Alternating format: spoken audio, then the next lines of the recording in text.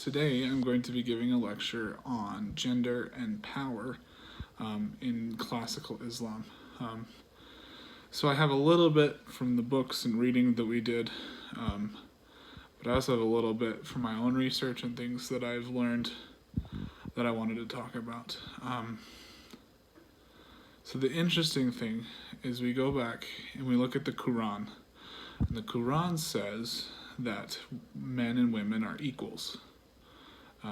They have different roles, but that they are equal in the sight of Allah or God, which is interesting when you compare it to the laws that have been made by various Muslim leaders that kind of set it up so that it's not equal. One of the things that you know from now, current Islam, and I don't know if that really, I'm pretty sure it was a thing back in ancient Islam, but we didn't really talk about it, was the head covering. Women have to cover their hair, except for around their husbands.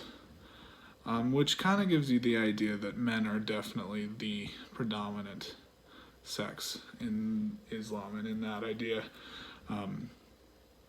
that they don't have to be covered, but women do.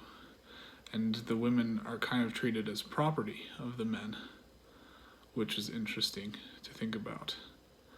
But their rules on the treatment of women are different, I believe. So that was interesting to read about as well.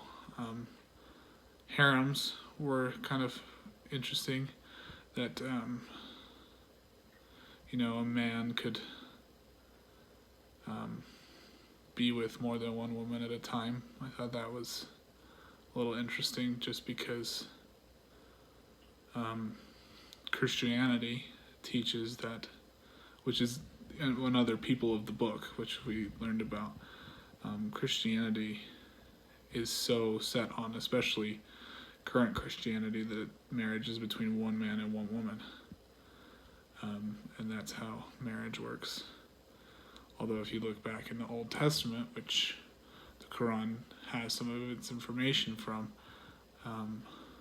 there are many members of the Old Testament that had multiple wives.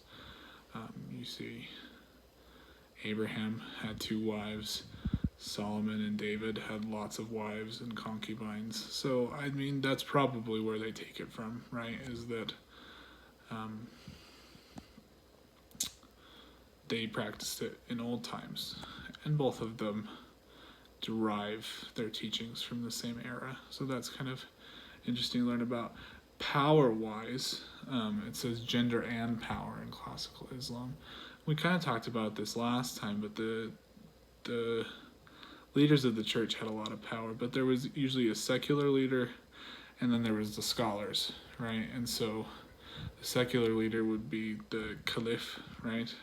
Who is the leader of the political entity that was the Muslim, I could say empire, I don't know, the caliphate. The caliphate is probably the best way to put it, whether it be the Abbasids or the I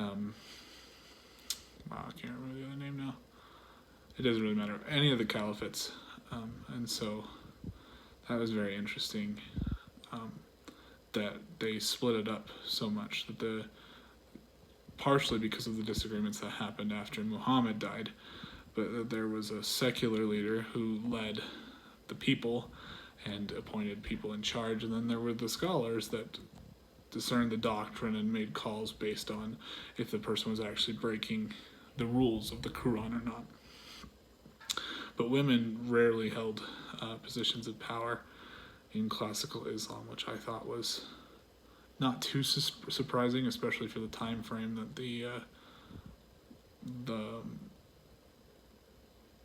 this takes place. Women did not have a position of power in really any society, just because at that point we had not figured stuff out. So I'm glad that we are changing that, by the way, that women are starting to get more of a role. But anyway, that was my lecture on gender and power in classical Islam. And so I thought that was super fun to learn about. And I guess I'll see you guys next time.